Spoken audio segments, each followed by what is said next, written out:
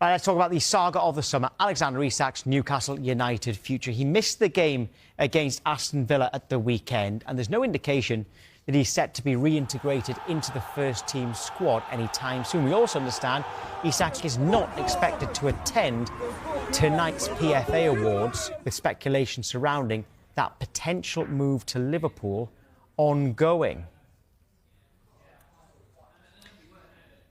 Now, as Isak tries to push for a move out of Newcastle, Yoane Wissa is pushing for a move to St James's Park. Like Isak, he missed the start of the season. Now, he's removed any reference to Brentford from his Instagram profile, taken down pictures of him playing for the club, and his display picture is now just an empty black circle. Right, JamieOHara, you're having a little giggle at that. Wissa and Isak, they've been criticised for how they've gone about things. Yeah. But do you have any sort of sympathy stroke defence of them? Yeah, I do, actually. And look, here's my take on it. I understand it doesn't look great for a player, you know, who's kicking up a fuss and who wants to get out. There's been promises made, right? One to Wissa. There's been promises being able to move on, and, you know, to Isak, whether that was a gentleman's agreement, a handshake, whatever it is. They've gone back on that, and now they're trying to hold their players to ransom. Yeah, what I would say is there's always going to be Newcastle, right? They're going to be around forever. Brentford are going to be around forever. As a player, you get one chance in a career. You get one career. You've got to try and get the max out of it as you can.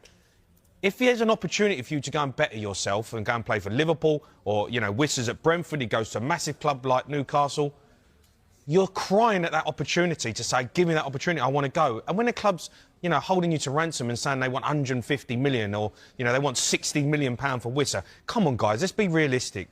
Wissa done a job for you. You said he could leave. You gave him a gentleman's agreement. You said he could, and now you've gone back on it. You could have sold him for 25 and it would have been done. I just think it's out of order. You know, because when the club wants to get rid of you, Tom, and I've had this, and every player knows this, every single player goes through this. When the club want you out, and you've got time left in your contract, they want to push you out the door. They want to shove you out the door and say, go on, move on, thanks for coming, we're off now, we don't want you. Oh, fans, he's got to leave, he should be gone. Right, but when you want to leave and when you want to better yourself and have a chance of going to a massive football club, when you've got one career and it don't last long at the top, you're not allowed to do that. There's no loyalty in football anymore, and, you know, I think, look, it's not easy, but sometimes these things have got to happen. As Roy Keane would say, if you want loyalty, get a dog. Right, well, Newcastle fans are having their say. We're joined by one now, Newcastle finalist Matthew Eltringham. Hello again, Matthew. Just hearing Jamie's views on that there. You know that your fans made it very clear about what they think about Isak in that game against Aston Villa on Saturday. How do you expect this one to play out now? Hi, guys. Yeah, the situation hasn't changed. We don't know what's going on behind closed doors. It's not good. It's not great for us. We obviously missed the striker on Saturday.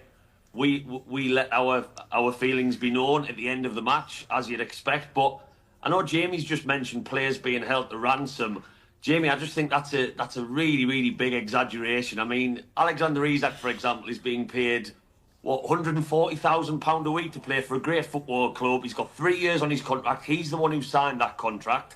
And Liverpool, as it stands right now, are not making the bid that Newcastle deem acceptable. Not only that, the same with the Brentford situation. There are no replacements coming in. You've got to think of the better of the football club. I don't see how a player can be described as being held at ransom. Well, he wants to leave. He wants out. He's done the business for you. He wants to move to a bigger club. It's as simple as that. But Newcastle value the player, and you've got to bear in mind we don't need to sell. Yes, it's a massive amount of money with PSR. Of course it is. We are not in the situation of the Man Uniteds, the Chelseas, the Man Cities. But when we don't need to sell one of our assets... But why would you want a player there who's not happy? He's not happy. He don't want to be there.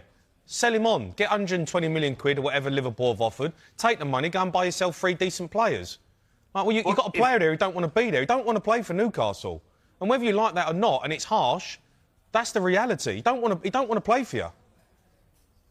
I totally understand that. But again, it falls on this player power conversation of, like, yes, he wants to move to Liverpool. I've never begrudged that. Even when I was on last week, we were talking about that. Liverpool just won the Premier League title. I'm not going to sit here and say Newcastle can offer him anywhere the same. The Champions League expectations of Liverpool are very different to Newcastle. But he's clearly been happy in the past. I mean, just 4 or 5 weeks ago, he was commenting under Anthony Elanga's signing post with smiling faces. This hasn't been something where he hasn't wanted to play for Newcastle for a long time. It's because Liverpool have been interested. The media has played up to that massively. His agent clearly wants him to move to Liverpool, which again would make sense. But it's not a case of we sell because Alexander-Isak says, I want to go. We need the money that we value him at. I mean, Jack Grealish, 4 or 5 years ago went for 100 million. You cannot tell me that Alexander-Isak should be signing for Liverpool for 110 million pound if that's the last bid they made. I think Newcastle need to make a statement with the ownership we have now compared to once upon a time when Mike Ashley probably would have clapped his hands and said, yes, give us the money. We need to make a statement that if you want to take one of our best players as a team at the top of the Premier League, pay the money. And Liverpool fans are continuing to say, just sell him to us, just sell him to us. Well, that's a two-sided argument for me. Give us the money and we might consider it. But you're not happy, though, right, Matt, with Isak? But you'll take Wissa in open arms. You'll love him when he comes to the football club, right? Again, I've got to be honest. I think I've seen that conversation on social media.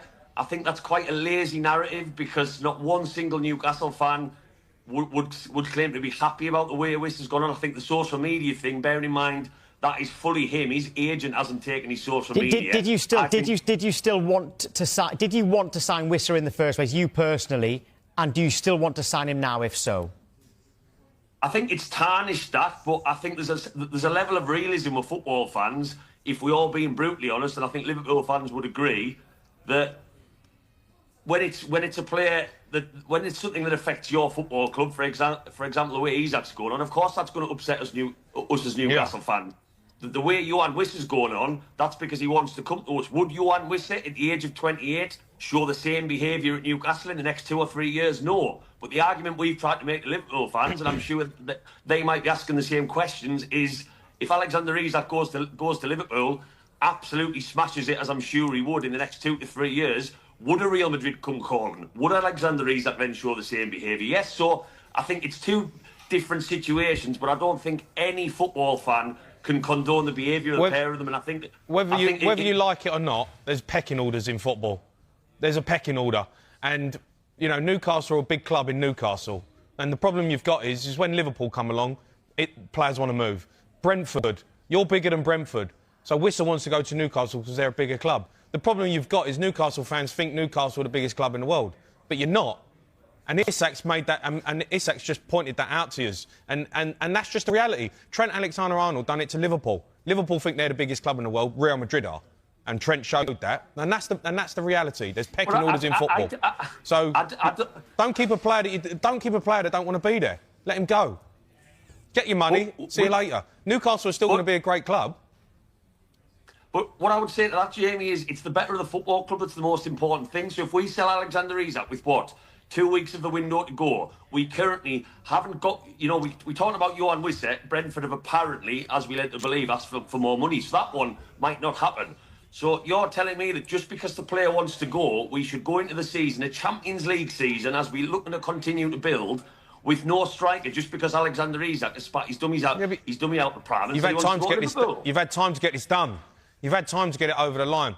You've lost out on Ekatika. You lost out on Sesko because you're trying to hold him to ransom. You don't want him to leave, but you've got a player there who don't want to play for you. What are you going to do? You're going to keep him. He's going to come back into the squad. He might walk around. Yeah, Matthew, sadly, we've run out of time. This could have gone on forever, understanding. We should just mention, by the way, that Yoane Wissa wasn't given any assurances that he would be allowed to leave this summer. The club didn't do that, but he is, as you know, trying to get his way to Newcastle United. That one is not dead yet.